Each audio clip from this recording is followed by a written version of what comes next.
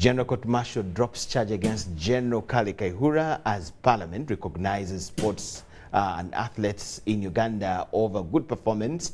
That is what we have for you this evening in News Tonight. Welcome. My name is Micheal Lukomwa with Elizabeth Nakakoni, and let's just start right away with what we have for you.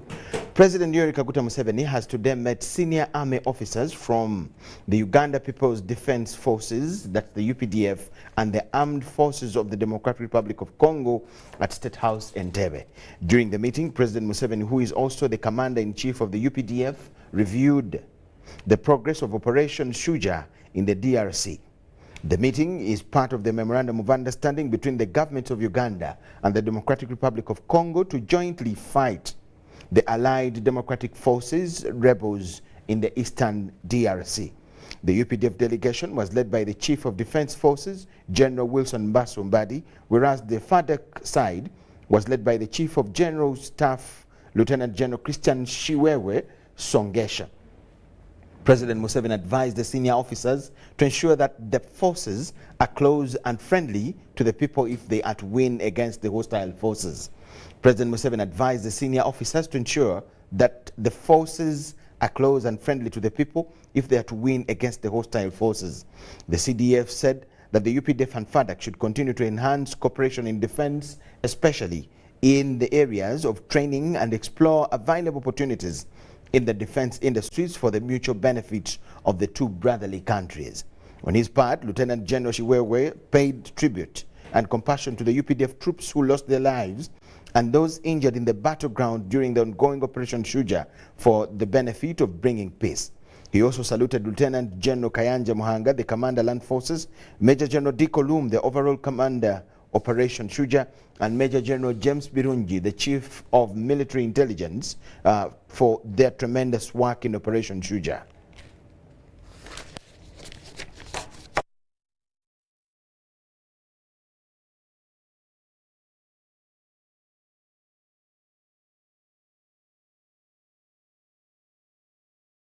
We thank you so much for watching. Now, government through the Ministry of Health is planning to decongest Katakwi General Hospital. The Vice President of Uganda, retired Major Jessica Alupo Epel, revealed this while receiving a newly equipped ambulance procured by the Ministry of Teso Affairs to ease the referral health services at the General Hospital. We have this in detail. Katakwi General Hospital has been blamed on the incapacitated health centers in the district.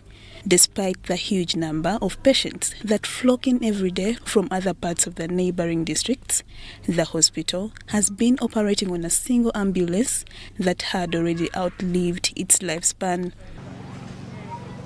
In my view, after speaking about Katakwi General Hospital, the next is Torma Health Center 4 and Musu Health Center 4. On the plan also is to upgrade Toroma Health Center 4 by the establishment of the doctor's house, and also the doctor should be posted there immediately because it's a health center 4. Because when we check on the speedometer, it has even stopped working by its own. The odometer reading is around 300,065 kilometers so far.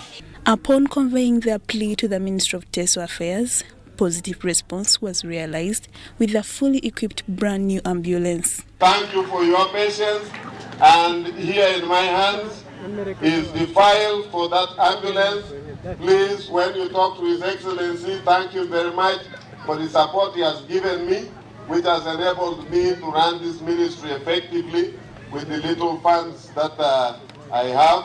The ministry was hailed by the Vice President for its tireless efforts of improving referral health services in the district. I have requested the Minister of Health to allocate you 2 other ambulances because you have 4 in Health Center 4. So if you have them in Health Center 4s, first of all, you reduce the distance when the ambulances will be crossing from one point to another within the jurisdiction of the Health Center 4. But also secondly, you reduce the incidences within which the ambulances leaves the health unit.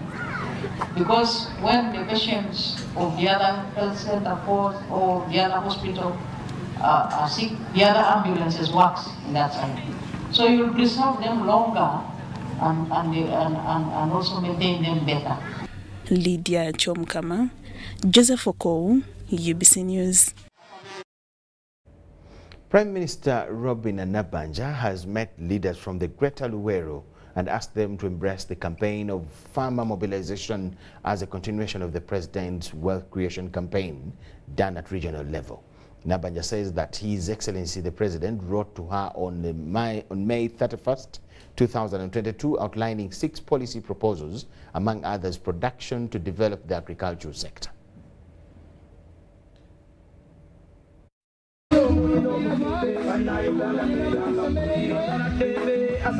While addressing local leaders from the districts of Nakasongola, Luweero and Nakaseke, the Prime Minister Robin Anabanja was told that government needs to initiate a special program that will address the concerns of Luweero like it is in northern Uganda. Olutalo lwa Kaddugwa zaali za kuleeta amaseffuliya amajambiya ne ziteekebwako nnyo ebirowoozo nti zirina ekinene kye zaakola. Tusabanga bwe tulaba northern Uganda programs eziri mu northern Uganda PRDP, NUSAF, tusobola okuza extending and at least mu Greater Luweero, mu district ya Nakaseke, Nakasongola ne Luweero. Programs ezo ze extending bweno. Nabanja appealed to the local leaders in the 3 districts to ensure that they move in unison to promote the President's policy proposals for social and economic transformation. Ne batuleeta wano okusoma. Ne tulaba abantu engeri gye babika ensuku. Ne tulaba buli kimu. What went wrong? Luweero gye twajjanga okulambula nga tebakyabalambula. Kiki ekyasoba? Mulowooza President ajja kuva Kampala agende kyalo ku kyalo. Aba extension workers njagala kubabuuza mwena wamu. Mukimanyi nti mwakkiriza okuweereza ne mwetika omusalaba gwaffe. Musomye. Buli muntu amanyi mumanyi. President mu bbaluwa ye yampandiikira ngenda gibasomera n'agamba nti abantu bano bamanyi naye genda weetegereze ekibalemesezza okwimpatinga knowledge to the people kiki. The leaders, who included LC5 chairpersons for Nakasongola and Nakaseke, lauded the NRM government for serving the people in their areas. Can make any ruling, I repeat, they can make any ruling to secure boarding the yellow bus. There is no reason whatsoever. There is no reason whatsoever. Power, water, roads, security, everything. Ooh. Long live Yoweri Kaguta Museveni. Rosna Mayanja, the Deputy Secretary General of the NRM, asked leaders to mobilize all those eligible to benefit from the PDM to embrace the flagship program. Carrying out right now is a pre-mobilization exercise for the Agriculture Expo organized by the Office of the Prime Minister, and the rationale for these expos is to expose our communities, our farmers, both in animal and crop husbandry, to genuine agro input dealers. Those dealers and importers who are selling genuine products. The biggest concern has been one that our people did not have resources to get herbicides or genuine seeds or machineries that they can use. So what government has done is to provide the parish development model funds.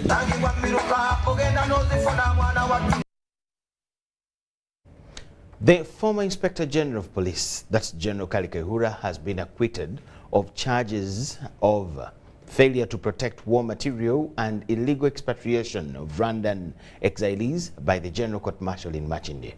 This was before the chairman of the Court Martial, Brigadier General Freeman Robert Mugabe, where he said that General Kayihura is now free since the Director of Prosecutions in the Army has withdrawn all the charges against him. On 24th August 2018, General Kayihura was arraigned at the General Court Martial in Machinde before Chairman Lieutenant General Andrew Guti, to answer charges of failure to protect war materials, failure to supervise police officers, and abetting kidnap. In court, prosecution alleged that between 2010 and 2018, on various occasions, Kayihura issued firearms to unauthorized persons, specifically members of Boda Boda 2010, under the leadership of Abdullah Chitata, who was found guilty of similar crimes and served his sentence. Prosecution further alleged that Kayihura abetted the actions of subordinate police officers to kidnap and illegally repatriate Rwandan exiles to Rwanda.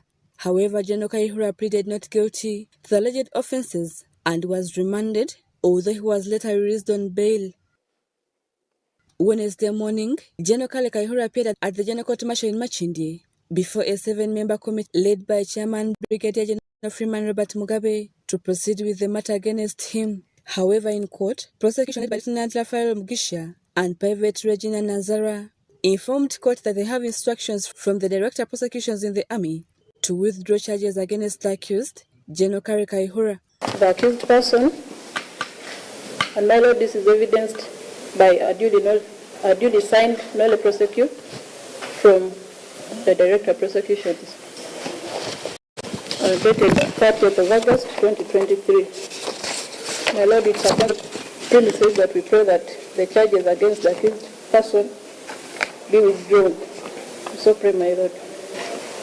With this, Chairman Brigadier General Freeman Robert Mugabe withdrew the charges against General Kayihura. The nolle prosecute are from the Director of Prosecutions. The state has withdrawn the case and you are accordingly set free.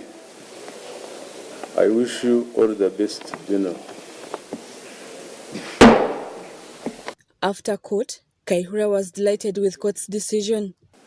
I want to appreciate the court, the General Court Martial, the chairman and the members of the Court Martial, the officers of court who made this all happen. I never lost confidence that I would get justice from this court. I want to thank the UPDF leadership. I want to thank all those up to the escorts who kept protected me. I want to thank our friends. I could go on and on. So, just know that I'm extremely happy. And it's a great, and above all, I want to thank God, who has sustained me and who has, by his grace, made this possible. This comes as a result when towards the 2021 general elections, while President Yoweri Kaguta Museveni was campaigning in Kisoro district, NRM leaders asked him to pardon General Kayihura, and in his response, Museveni said that Kayihura was their person as NRM and promised to talk to the UPDF prosecutors to forgive him, a thing which has reflected today. Rebecca Nantongo, Susan Inabugude, UBC News. Relatives, friends and citizens of Kanyamkungu village, Gisoro parish in Nyakabande sub-county Kisoro district are very happy after the court martial dropping charges against General Kayihura, the former Inspector General of Police in Uganda, who has been in security authorities for over 4 years. Residents led by Robert Maniragava, the Kanyamkungu LC1 chairperson, were seen celebrating, drinking local brews in their village, saying that they are happy and thank President Museveni for removing all the charges, dropping all the charges from their brother Kayihura.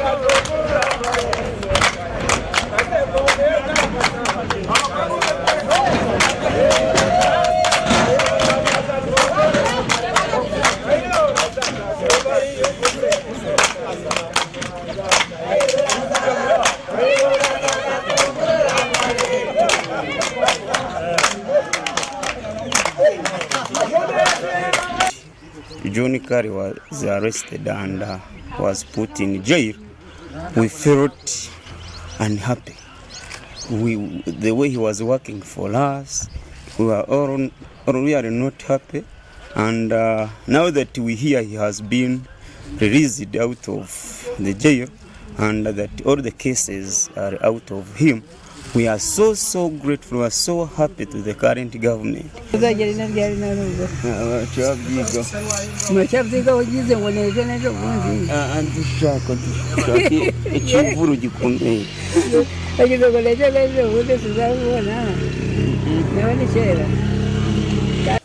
turamugambaho neza yakoze twari dukwiye kumushima tukamushimagiza yakoze cyane kutwohereza umwana wacu nanje ndi gushima gavumenti yamurekuye nkaba ndi gushima imana yabihagazemo ahubwo kumenya ngo ndishimye ndi rugamba rw'abasa ndi rugamba rumenenga baninganga ndi rugamba rubuziga baguhamba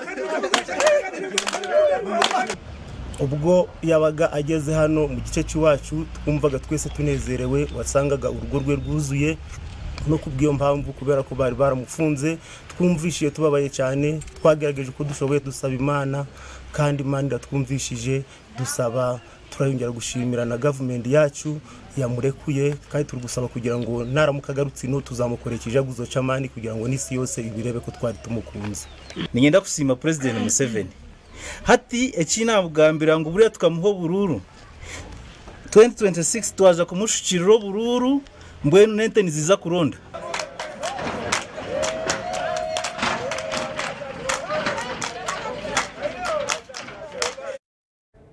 UBC News Tonight. The chairperson disciplinary committee for the Forum for Democratic Change has assured the country that the committee is doing all it takes in an attempt to restore calm within the party. James Otoa Pili, who was responding to the newly sworn-in leaders in Lango who accused him of sitting on the sticky issues within the party. On arrival at the Apostolic Social Center, where the newly elected party leaders in Lango had gathered for swearing ceremony, the FDC party disciplinary chairperson James Otoa Pili was tasked by some members to explain why his committee has failed to resolve the squabbles in the party. Otoa, however, assured the members that the committee is doing a lot in the background and will soon release a report. Because when a leader fails to handle an issue, then the whole people will be ashamed. I met with the Secretary General, I met with the Dr. President, and all of them, they are pleading for FDC. They want to see FDC moving. If you watch now on TV, everybody has reduced or abused. You will witness that. That's the effort of the committee. Having been elected in the position of 135 party leaders out of the 150 recently elected in Lango sub-region were sworn in. The 15-member district executives for the 10 districts in the Lango sub-region were led through the oath by the Director, Legal Counsel Galisonga. The new leaders spoke bitterly against the divisions that has watered down the party's reputation, but pledged to embark on grassroots mobilization to strengthen the party.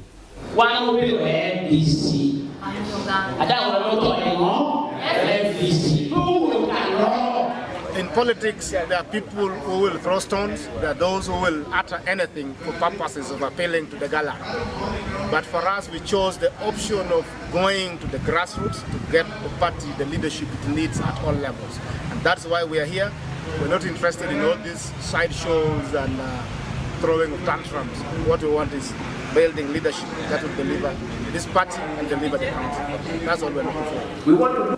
Former Lira District Chairperson Bono Tiamagongson is among some of the party members who boycotted the election, saying the Electoral Commission was incompetent and that the performance of the party president, Secretary General, Treasurer General and Defense Secretary ought to be reviewed before election.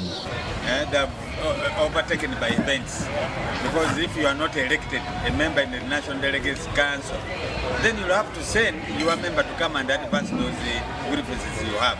because otherwise those people who have not participated in these elections and they have not voted to go to the delegates conference, they might not be on the committees. FDC has set aside 6 October for the National Delegate Conference in which national leaders shall be elected. Eddie Olwa, UBC News.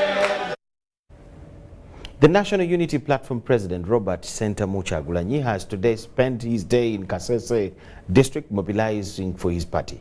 Kyagulanyi, who arrived in Kasese town at around midday, was welcomed by thousands of NUP supporters who had thronged the streets of Kasese town to welcome him. While addressing his supporters at Bambukia Gardens in Kasese town, the NUP president promised to unite all their supporters for the mobilization drive towards the homecoming of the Rwenzururu King Charles Wesley Mumbere Ilimangoma, who is expected to be in the district on the 4th of September this year, 2023.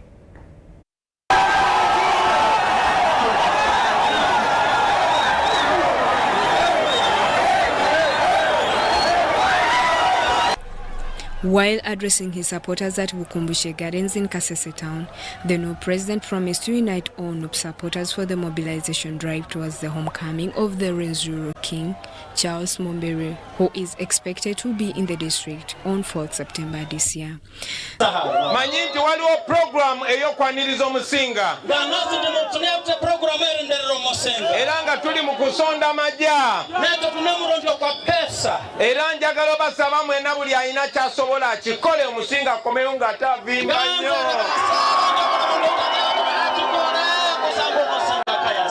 Nange nalagire ba MP bange amini n'abasabye ba MP bange n'abakulembeze bonna bekuŋŋanyemu miliyoni ezitaka wansi wa 10. Nange nja kwongera okwo. The National Unity Platform flag bearer for Kasese Municipality, Sam Baluko, said that if Robert Kyagulanyi is given power come 2026 as President of the Republic of Uganda, issues concerning revamping of Chilembe mines, Kasese airfield, among others, would address the challenge of unemployment among the youths. Kasese has a lot of challenges as a district. We have challenges as a sub-region, and his major coming to Kasese is to restore hope, restoring hope in the people of Kasese. You remember what happened to us in 2016 when we lost our people, when our people were killed in the Rwenzururu Palace. However, some NUP supporters were not happy with the security operatives, claiming that they stopped people to access the venue where Kyagulanyi addressed the gathering.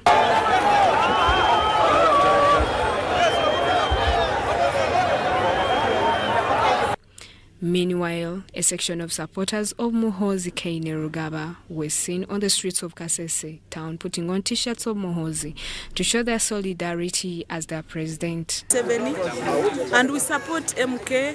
We are MK movement and we are ready waiting for MK. They say that Muhoozi Kayihura has started showing their love to the people of Kasese by engaging in the release of the Rwenzururu King Charles Wesley Mumbere. To work on our kingdom issues. And he has worked on them, and the king is coming back in time.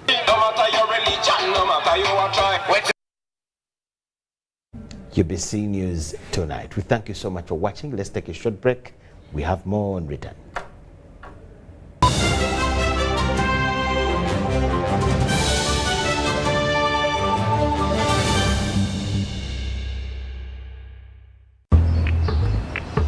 Payamazi.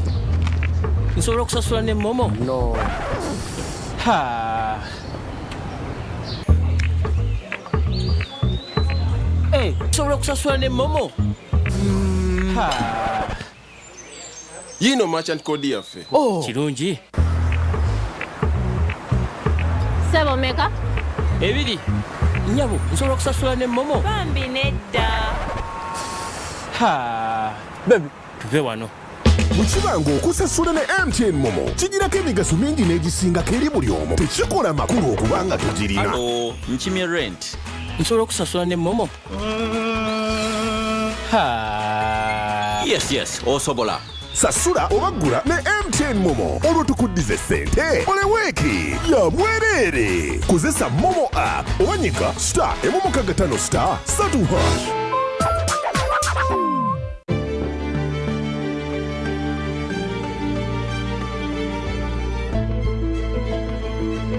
Uganda's oil and gas activities are undertaken in line with the updated environment legislation and benchmarked on international best practice standards in order to continuously ensure coexistence between the oil activities and Uganda's rich biodiversity.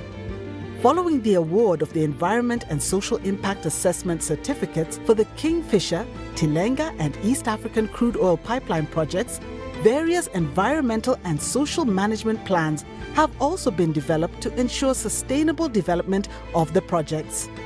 The Petroleum Authority of Uganda is working with other regulatory bodies to monitor all oil and gas activities to enhance compliance and environment protection during oil activities. The Petroleum Authority of Uganda, creating lasting value in Uganda's oil journey.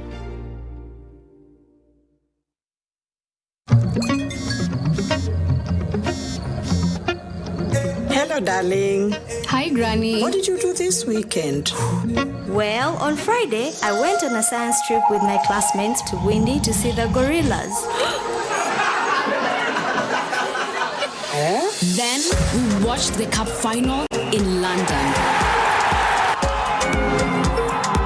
Oh. On Saturday, my friends and I met up to hunt some dragons again. Also, I taught the vacuum cleaner and the TV this new dance everyone's doing. They're really getting into it. And on Sunday, I went to bed watching the world from space. And you? Yeah, seriously, Granny. With Airtel 5G's lightning-fast speeds and seamless connectivity, you won't believe what's next. Airtel, a reason to imagine. Malaria is still the #1 cause of death in Uganda. To help you protect your family from malaria, the government of Uganda is continuing its mosquito nets distribution campaign to give mosquito nets to every household in the country. Register and receive your mosquito nets from the community health worker. Distribution of nets in the following districts and cities will take place from the 8th to the 13th of September 2023. Buku, Bulambuli, Vuyende, Ibanda, Iganga, Jinja City, Jinja, Kamuli, Kamwenge, Kapchora, Kazo, Chegegwa, Luka, Mbara City, Mbara, Namayingo, Ntungamo, and Rwampara. Every district will have received their mosquito nets by November. Together, we can chase malaria out of Uganda. Sleep under a mosquito net every night. This message is brought to you by the Ministry of Health with support from the Global Fund. Dear Airtel customer, we know that there are days when unexpected stays in hospital stand in the way of your family's welfare. That is why Hospital Center is here to give you up to 100,000 shillings every night you spend in hospital. Hospital Center also offers up to 4 million in funeral benefit. Dial *185*7*6# to purchase Hospital Center on Airtel Money for as little as 1,000, 3,000 or 5,000 shillings a month. Your cover for the first 1 month is free. Hospital Center is underwritten by Prudential and powered by Turaco. Prudential and Turaco are regulated by the Insurance Regulatory Authority of Uganda. Airtel Money is regulated by the Bank of Uganda. Uganda is a source, transit, and destination for adults and children who are either forced or deceived into forced labor, organ harvest, sacrifice, and commercial exploitation. Trafficking in persons is a serious crime and gross violation of human rights. Report suspects of trafficking in persons to police for investigation and prosecution. Suspects are either close friends or relatives. Victims of trafficking are not criminals and need protection. This message is brought to you by the Coordination Office for Prevention of Trafficking in Persons, Ministry of Internal Affairs.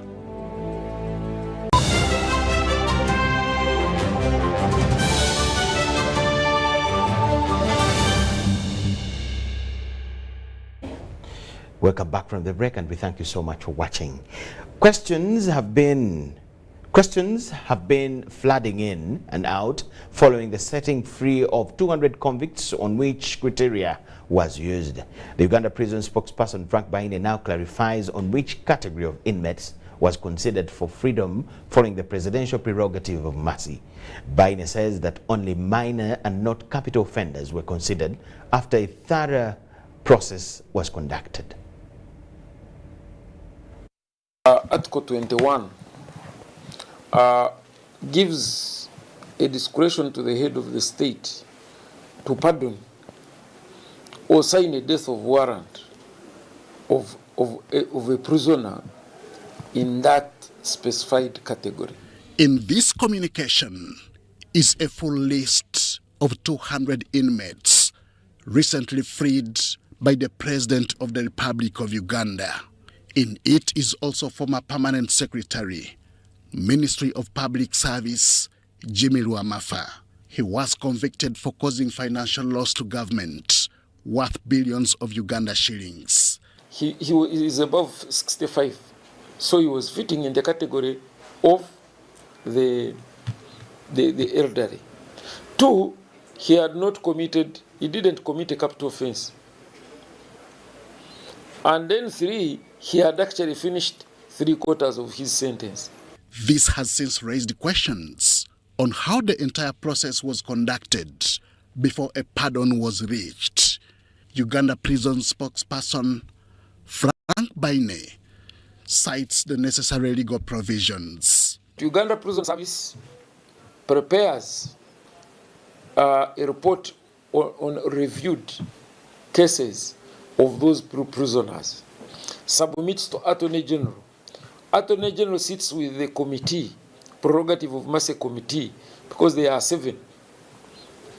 Then, if there is anything they think we have missed, they ask for it. Sometimes even in the middle, like now, before we are even compiling, there could be a need from the top asking for certain categories of people, like I think the other year when we had those foreigners specifically released, because that's what the president wanted to do. So anytime they can ask, or we genuinely submit annually for this kind of program. This time, only minor offenders as opposed to capital convicts were considered. All offenders that have finished 50% of their sentence qualify for this pardon. All the people above the age of 65 qualify for this pardon. Now, the terminally sick, with them there is a bit even lower. Those who have finished 1/4 of their sentence and are terminally sick, those can be also pardoned on compassionate grounds. Uganda Prison Service has in its custody about 75,000 inmates. Out of these, about 39,000 are convicts already serving various sentences. So why were only 200 considered for the presidential pardon?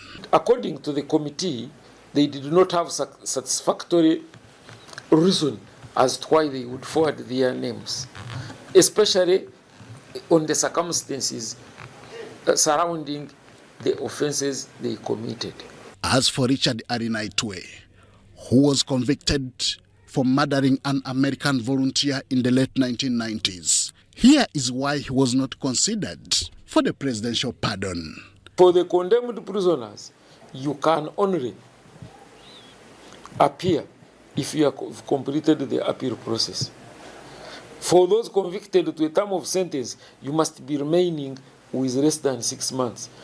So the conviction that Aranitwe got is not for less than, I think he can't even tell when for how long he's supposed to remain in the prison, but mainly because he's charged of the capital offenses of murder. That's why his name could not feature in this list. In adherence to the required period of effecting the presidential pardon, the 200 have since been set free.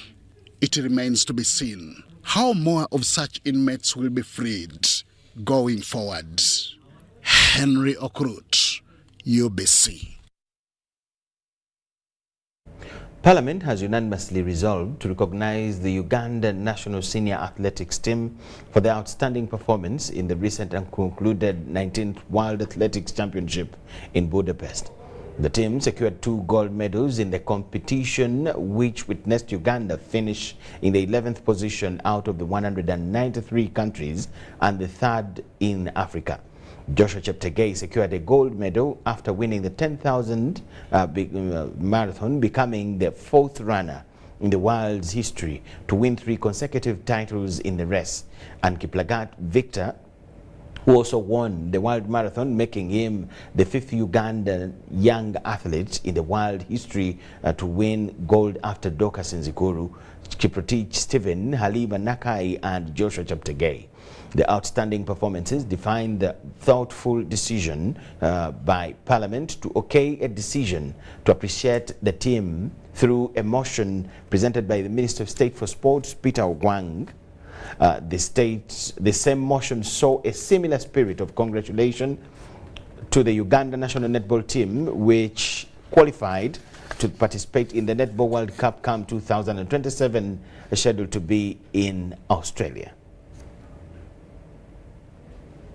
Begin appropriating money in the budget for purposes of us recognizing these outstanding athletes who make our flag fly in the entire world, wherever they go. That has been what is lacking. Finally, we have the law in place. Number 2, there are some of the individual requests which I'm following up, but some of them, where they come from, we need some specific infrastructure. For instance, where they train from, I know they come from a district called Kwen, Kapchorwa and Buku. There's a specific road now which is under construction. That is an S road which goes from the plains of Muyembe, from the plains of Chepskunya, Ngenge, up to the hills of Kwen. That's one of the core roads which needs to be worked on. You remember government also promised, I'm happy the law has been passed, and in Zikuru Docas was promised a recognition. She was promised a house, a car. To date, she has not gotten it. She's only lucky that Parliament has given her some work to do. And I want to thank Parliament for giving Isukuru a job.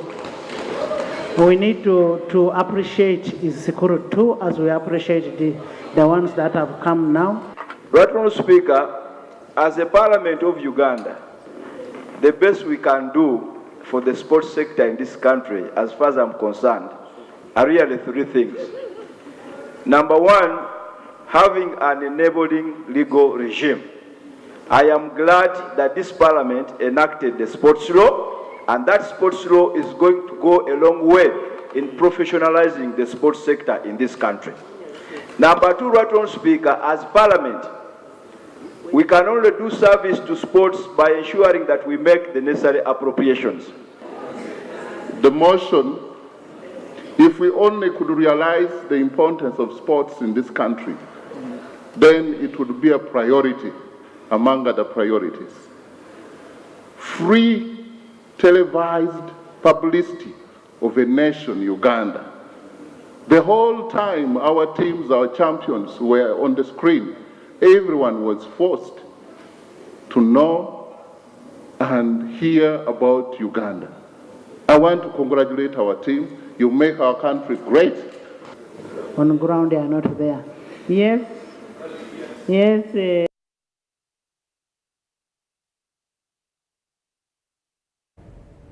Dental diseases have become a prevalent issue among young individuals in Uganda, with the consumption of fast foods and surgery and sugary items being identified as a significant contributor to the problem.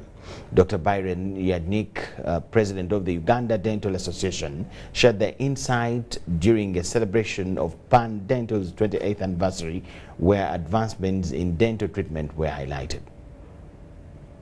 Dr. Biren Yajnik, the president of the Uganda Dental Association, has emphasized the alarming impact of fast foods and sugary products on tooth decay, particularly among the youth. He highlighted that the bacteria causing tooth decay can also adversely affect heart health. People have been self-medicating, especially when they have toothache and cavities inside. What happens if you put clove oil? The pain will go away. If you put herbs inside your teeth, the pain will go away. But the cavity will stay until it reaches the nerve. After the nerve, you will get an abscess. Okay? These abscesses are related to your heart. These abscesses, if it's in the anterior, they have a straight connection to your brain. During the occasion, Dr. Yajnik praised the Pan Dental Hospital for the use of modern equipment in dental treatment. That probably in East and Central Africa, we are leading in the technological realm. And it gives me great pleasure to say that we are making great strides towards our counterparts in the Western world.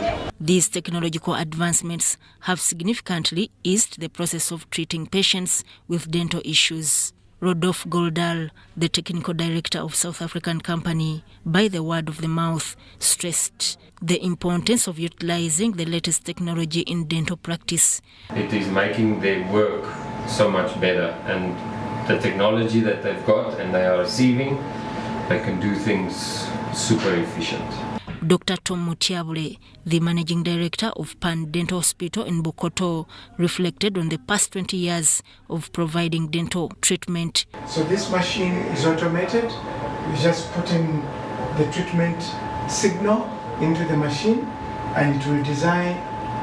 After designing, you get the material, whatever you need to put in the patient's mouth when it is totally finished, clean, safe and sterile. The link between tooth decay causing bacteria and heart health underscores the importance of seeking professional treatment. Sudat Kaye and Richard Chilembeka, UBC News. King Adeyeye Enitan Ogunosi of Nigeria engaged officials from the Alur and Bunyoro kingdoms with the primary goal of fostering unity and strengthening the common bonds within the African continent. The meeting held at Para Lodge in Pakwach highlighted the significance of investing in the Alur and Bunyoro kingdoms.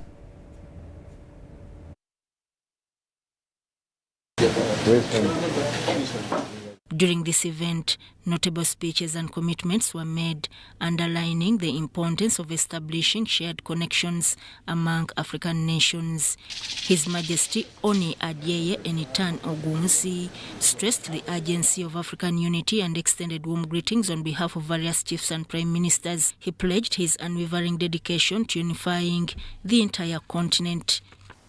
That we must leave our comfort zone for the betterment of the future generation.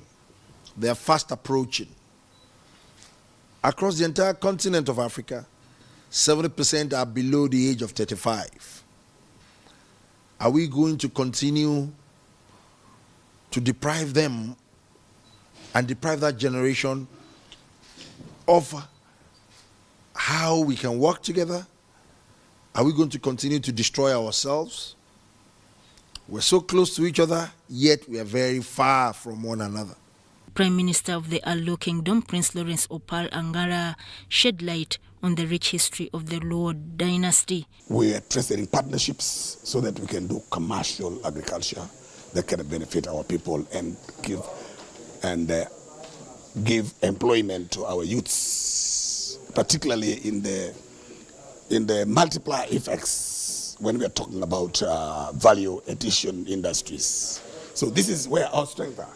And as you heard the king of Ife said, this is where our strength should be, a give and take kind of arrangement where we promote our people everywhere, the black people everywhere they are.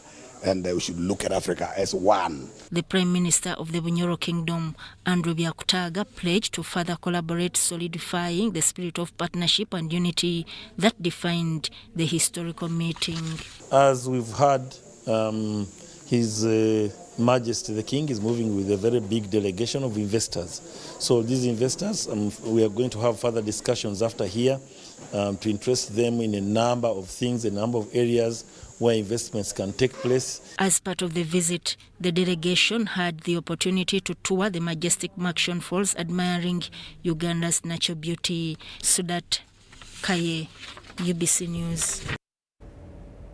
The Uganda Law Society organizing a pro bono day every year with the theme of defending, advising, educating people with various problems in various places for free across the country.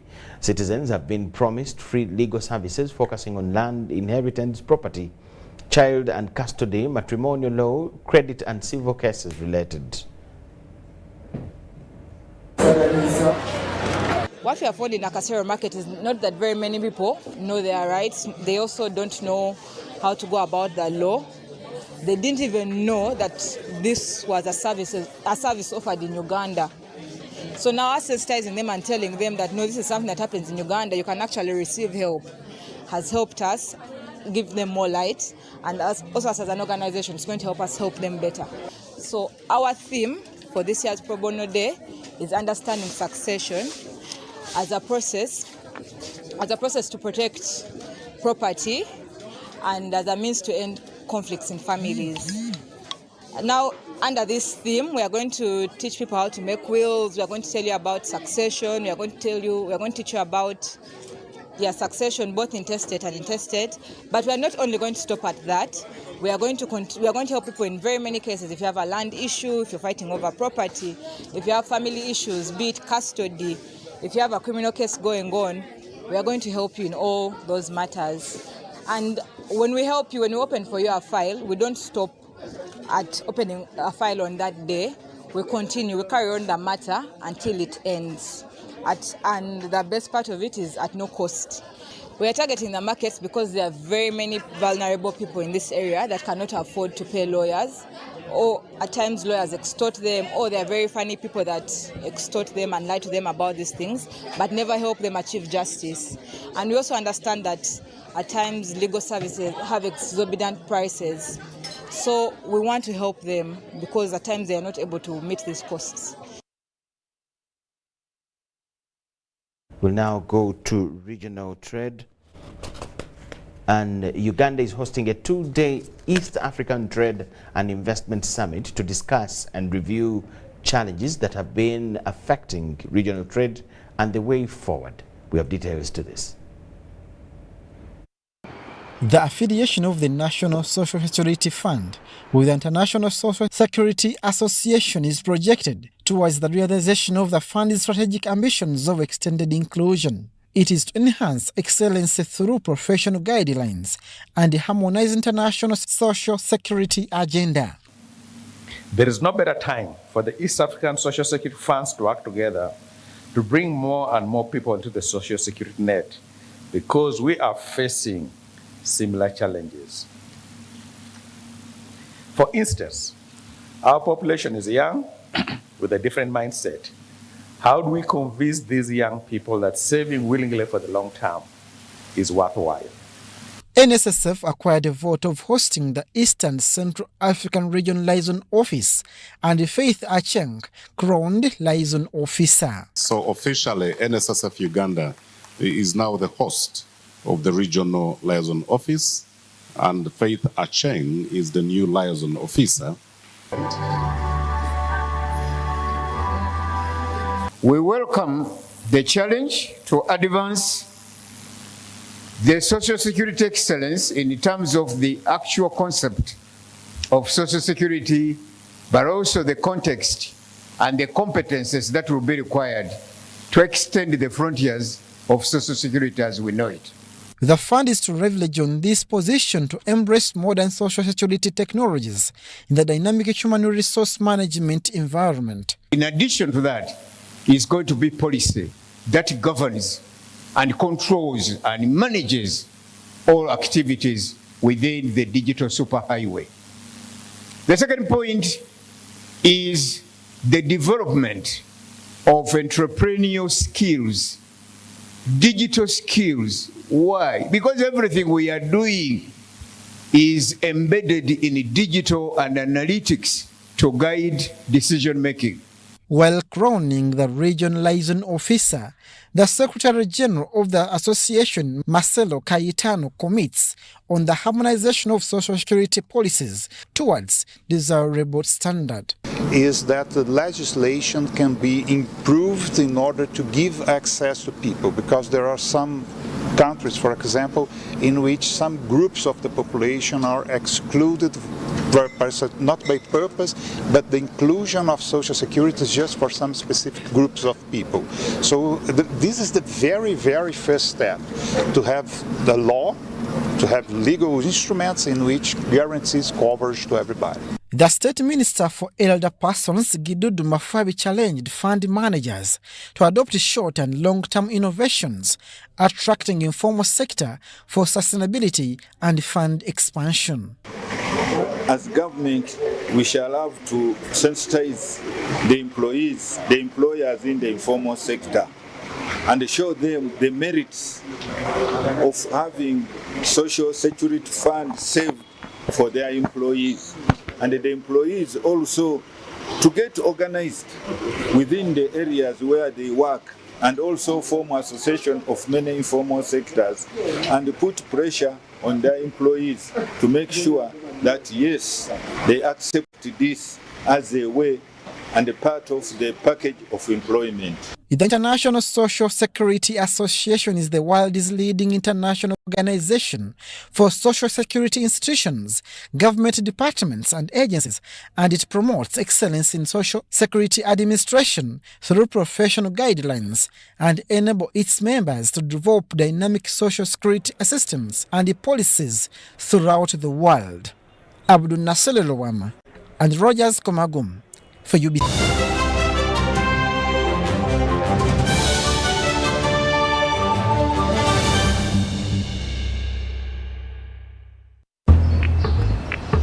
Paya amazi nsobola okusasula ne momo no ha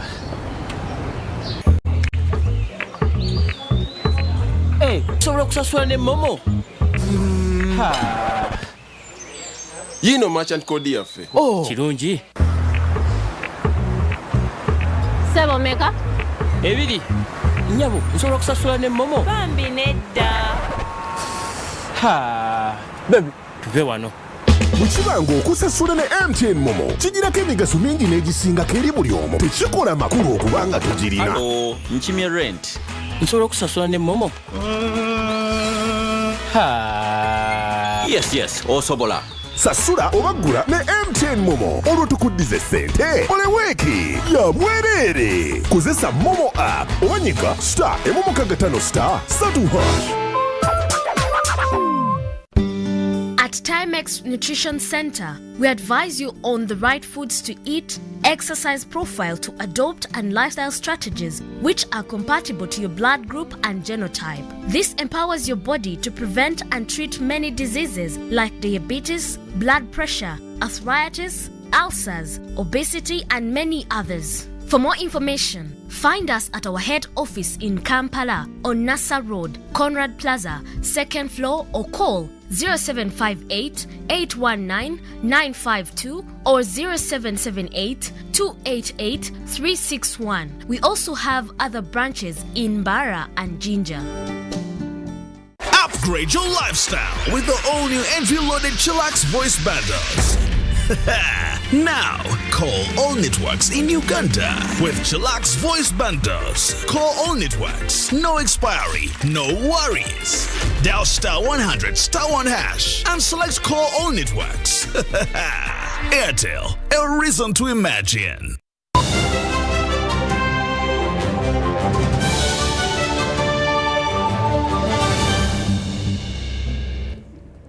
In the world of sport, the national senior football team, that's the Uganda Cranes, is in early preparations for their AFCON qualifier last game against Niger next week. The Cranes are aware of the magnitude of the game. Reason head coach has summoned his best squad for the game. The national senior football team, the Cranes, has entered residential camp, and after day 2 of residential training, the team is in high spirits. Cranes is in preparation for the upcoming Africa Cup of Nations qualifier game against Niger on the 7th of September. Cranes coach Micheal is aware the significance of the game, reason he has an early summon to all his players. It is a very difficult game to play against a team that is extremely motivated due to situation in their country. They have already left the country by road to Burkina Faso and gone to Marrakech.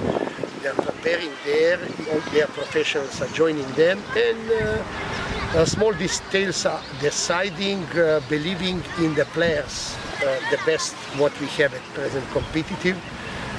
Believing in what we shall do with them. We have prepared all the scouting aspect regarding the strengths and weaknesses of the opponent.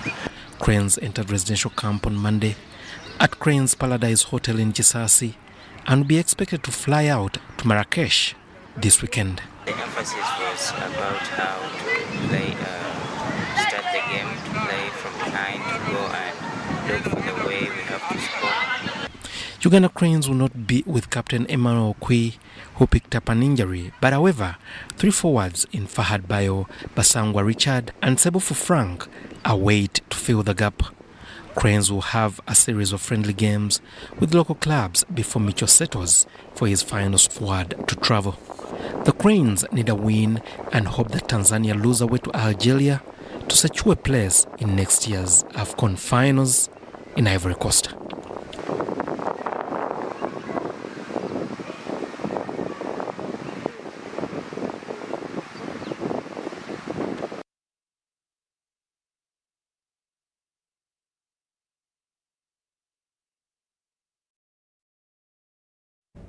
Yes, we thank you so much for watching. That is all we had for you as Newsroom, and here we sign out. Thank you so much for having followed right from lunchtime, Kiswahili, Uganda, and News Tonight. On Wednesdays, we sign out at around this time because at 10 p.m. Another team comes in with Behind the Headlines. Timothy Nyangweso, who heads the team, is here. Most, how are you? Good to see you, Jordan. How are you? I'm fine. How are you? I'm hoping one day you grow a beard, but anyway, let's leave that for another day. I only don't have a big one like yours, but at least I have enough. So, what do you have tonight? Tonight, we want to be able to discuss the Executive Order 3 of the President, ban on charcoal and timber, but also ask ourselves what are the alternatives. If 80 to 90% of Ugandans are using charcoal. That's what they deny. Yes, and especially that the price is rising, purportedly to hit 100,000, most probably next week. So we have professors on board, we have the Ministry of Water and Environment, NFA on board, to be able to discuss alternatives, because this affects every Ugandan. Definitely. So we want, yes. So biodiversity, biomass, all these terminologies thrown here and there, electricity, what can work there. That's what we want to see, the challenges, and then get to the solutions. Okay. Who are the big names that you have? We have the Minister himself of Water and Environment. He'll be with us. We also have the ED of National Forestry Authority who will be with us. And also professors from Makerere. These are land people, academics, that we want to see what they can put their academics to paper, and then we see how Ugandans can survive in this area. All the best. Thank you. Yes, my name is Micheal Jordan Lukomwa with Elizabeth Nakoni and the whole team. Wish you the best of the night. Do not miss Behind the Headlines. Good night and bye-bye.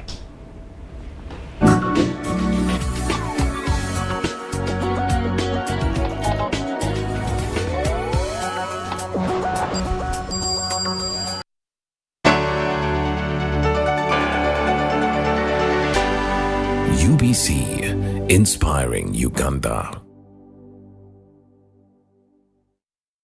Introducing the Infinix Note 30 series in partnership with Airtel Uganda, a smartphone where style meets functionality. Take charge of the day with special features like the 108MP triple camera and 68 watts fast charge, and the best part is you can use this phone to charge other phones. You also will enjoy free 3GB from Airtel every month for 3 months on each new device purchased. Dial *100#, select data and devices to get your free data. The Infinix Note 30 series Spark, a connection in partnership with Airtel, a reason to imagine.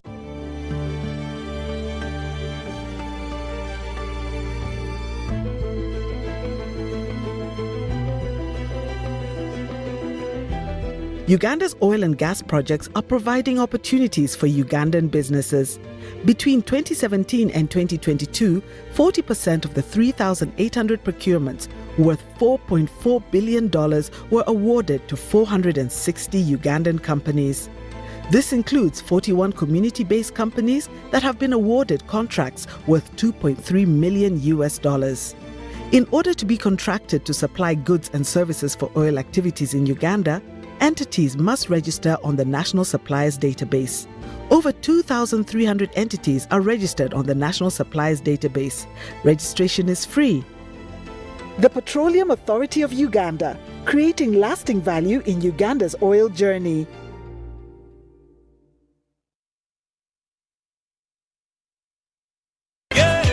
Here is the 2023 musical launch of the year.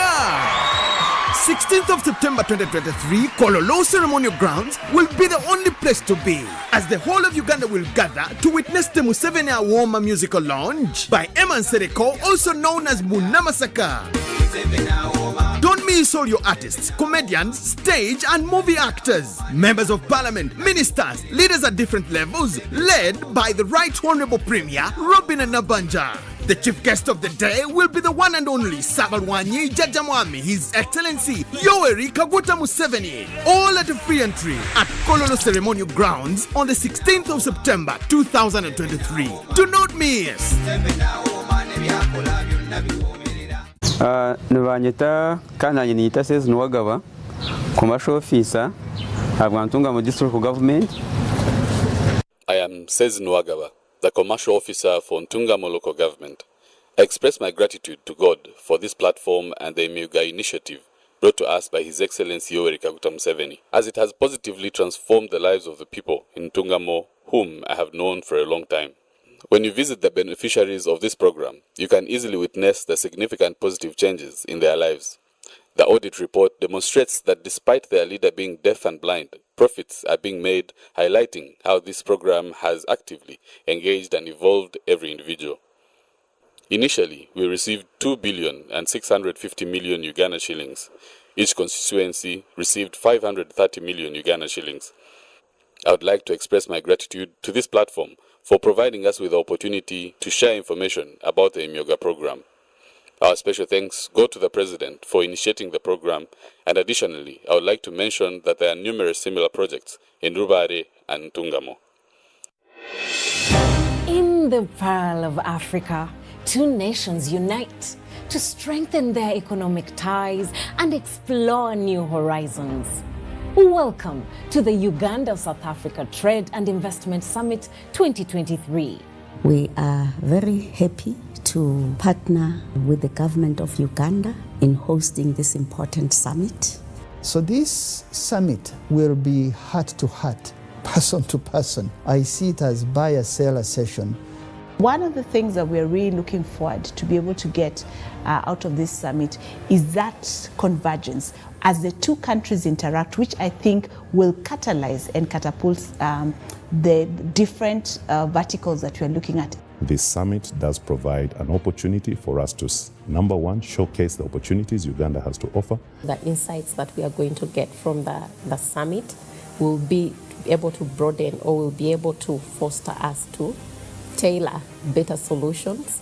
We want to see Ugandan companies in South Africa, and we want to see more South African companies in Uganda. And so we see the potential to continue to grow, to work with our communities, to impact a larger number of people and continue to create more jobs in Uganda. So we're quite excited about this journey. We believe it's the right thing to do, huge opportunities, great potential, and I'm quite excited to see the success. I see the summit sort of opening that door for us to be able to start getting into telling our business stories. It is therefore very important to come and interact with South African business community so that we can transform our economy from purely exporting raw materials to now processing for bigger value.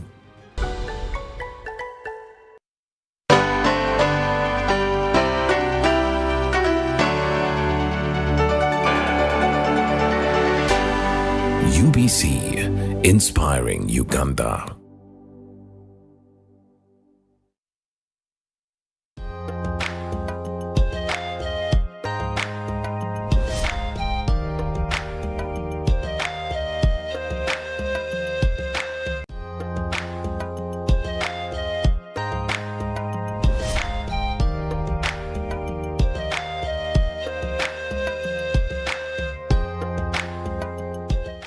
Thank you so much once again for joining us. We have to keep thanking you because it's not that easy to get people to watch us every other night and see our amazing super soul sisters. Now that is something. Thank you so much, and thank you for the 1,000 followers on YouTube. My name is Rowena Kajumba, and we are back tonight with Brenda here. She's going to be talking. We did talk about how she's the only Ugandan on the UN committee, in this case, dealing with a number of issues. She's a lawyer. She has made her choices in life that have inspired many, and I must say she has also got feedback. You've got feedback, yes, and it's so strange. That's why we say, let's tell our stories, okay? Let people not tell for us the stories. And we're back here with Brenda. I am so happy to have you back.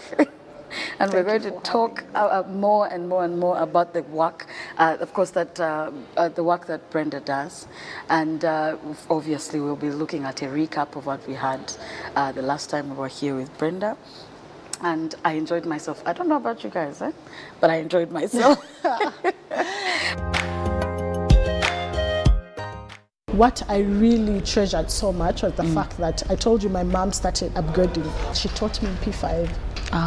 That was really awesome, and she did not discriminate at all. She was your teacher. She was my teacher, yeah. So she treated me. Actually, she was more strict on me than the rest of the kids. I hated waking up. Oh God, boarding school for me was really not.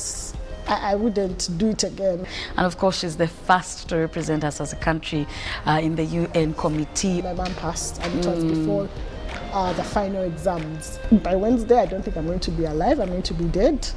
I need you guys to focus. I've already talked to Uncle Alfred. He's going to adopt you guys. Everything is going to be great. You'll be at school.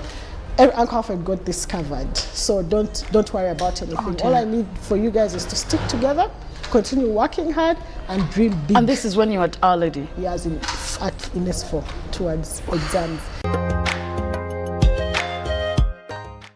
Thank you for making time once again. Thank you so much. You're very busy, but you said, it's okay. I will make time. Now, of course, we're going to continue this conversation. Like I said last time, we can't exhaust everything, guys. But when we have amazing women who squeeze in a bit of time to come back and share with us, then that is lovely. Now, Brenda, of course, we are going to get into more on what you do as, how do you, Sedao, yeah. And she's going to be getting into the details. And she's the first Ugandan representing, and a female at that. And I must say congratulations. We shall keep congratulating you until. Thank you so much. So, Brenda, as we continue this conversation, of course, people now know, who you are and why you get into this kind of work, for the service. But let us understand more, as a female lawyer and someone who's decided to get into this kind of work. What is Sedao, you guys, Don't worry, so however you gets pronounce confused. it, and why you decided to get into this kind of thing. But first, let us understand the kind of work and what you do as a committee in Sedao. Yeah. Thank you so much, Rena, for extending this conversation because I know you're so busy as well, but the fact that you dedicate an extra hour to listen to me and also hear about my work is very humbling. Yes. So, as you mentioned, Sido, many people pronounce it differently depending on which jurisdiction. I won't stop pronouncing it how you're saying it. Sido. So you can say Sido, Sedao. Yeah, so it depends. But the Sido committee is based on the Convention on the Elimination of All Forms of Discrimination Against Women. It's a CEDAW Convention. A CEDAW Convention is a tool that is used to advance women's rights, eliminate discrimination against women, but also, importantly, promote gender equality. Okay. And it's a United Nations treaty and has been ratified by about 192 member states. So, and Uganda ratified the CEDAW in 1985. So when countries ratify the CEDAW Convention, it puts them under obligation to eliminate all forms of discrimination against women, to promote gender equality, to ensure that women and girls have their rights effectively promoted, and also that women are empowered to live fulfilled lives and economically empowered lives. So that's, in a nutshell, that's what the CEDAW Convention is about. So in the CEDAW Convention establishes a committee that is supposed to monitor how member states implement the CEDAW Convention, how member states, one, put up administrative, legislative, or policy measures that are supposed to advance women and girls' rights and eliminate all forms of discrimination and promote women empowerment. So now that committee is where I am a member. Yay. And it's 12 of you. You're 12 we are committee. 23. 23? Yes, we are 23. It's a committee of 23 members, and we are all voted by UN member states who are That is a big deal. Yes, it is, especially for Uganda and Africa, because it means that the voices, the context, and the voices of the African nation and Uganda get to be reflected. Do you have any other colleagues from Africa? Yes, we are 4 from Africa. There is Egypt, Her Excellency Maya Mosi. There is Nigeria, Her Excellency Esther. There is Ghana, Her Excellency Hillary, and myself. Yes. And then, so we are 23, and the members, we are elected by UN member states. Member states to the CEDAW Convention.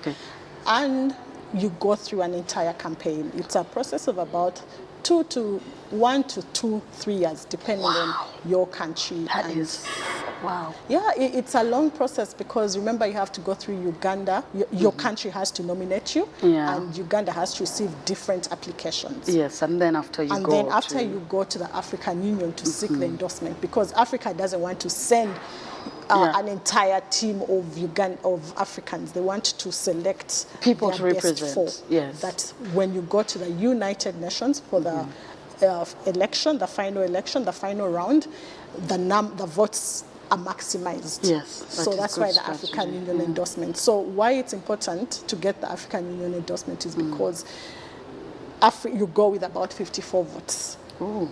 So when you have that, it gives you an added advantage. So you do a lot of campaigning. That's true. So the committee, its work is mainly to monitor, one, how member states like Uganda implement the CEDAW Convention, but importantly, what programs, what legislation or administrative measures they are putting in place to promote gender equality, to promote women empowerment, to eliminate discrimination. So it's almost deliberate that they're getting female representatives in this case. Yes. Because when you mentioned all of you from Africa, the rest of them as well? We have one male, His Excellency. Is new.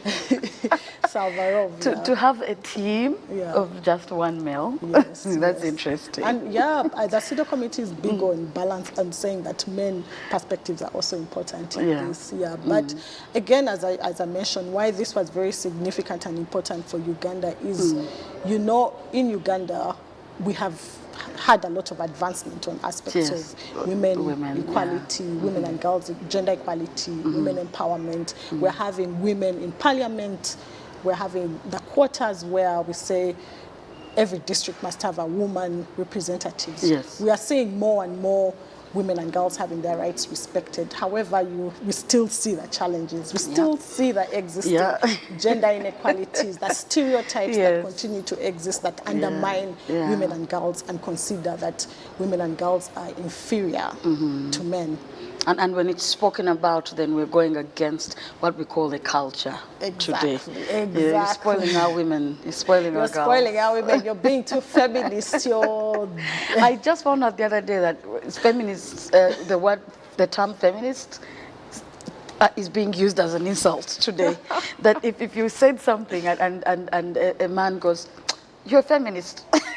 And it's supposed to be bad. Is it supposed to be bad? No, it's not supposed to be bad. And yet feminism is about ensuring that women and girls that women and girls have the same opportunities as men and boys. Indeed. So that's what it is. But because many people are but it's interesting. So you get to find that's what the committee does. So it monitors. So what are some of the things you of course as CEDAW that you've identified and said, hey, this is what is slowing us down? Because we have a goal, we have a mission, we are putting in a lot of work and resources and engaging more women and accessibility in this case. But what are some of those things that are sort of holding us back or holding you back, in terms of achieving these things faster? Thank you for that question, and that's really significant because you get to find that Uganda is not unique to many countries because we evaluate 192 countries. Yeah.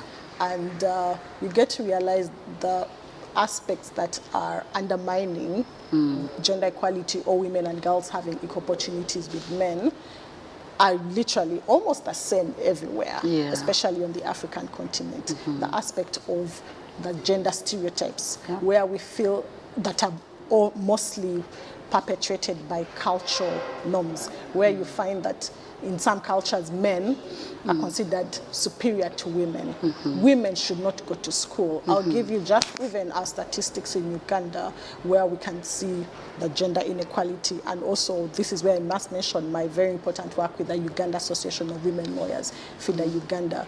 We go to the field and we establish that one of the biggest drivers of gender inequality is the cultural norms, where people the cultural norms, but also too, where women are not empowered, or women and girls are not empowered and do not know their rights. They do not know that they have a right to go to school as the boys in the community. They do not know that they're not supposed to get married before the age of 18. And if you look at our government statistics, they clearly show that more girls get married before the age of 18. I think it is about 36% of girls get married, and boys, it's only estimated at 10%. So you see that disparity. Definitely. You get to find that they don't know that they don't have access to technology. So as the things we take for granted, where you have access to social media, internet, majority of Ugandan women do not have access to technology or internet. Only 9%, and more men do. And more men, yes. 23. Which is quite interesting, because even if you look in the rural spaces, the men have more access. Exactly. So then you ask yourself, now, what?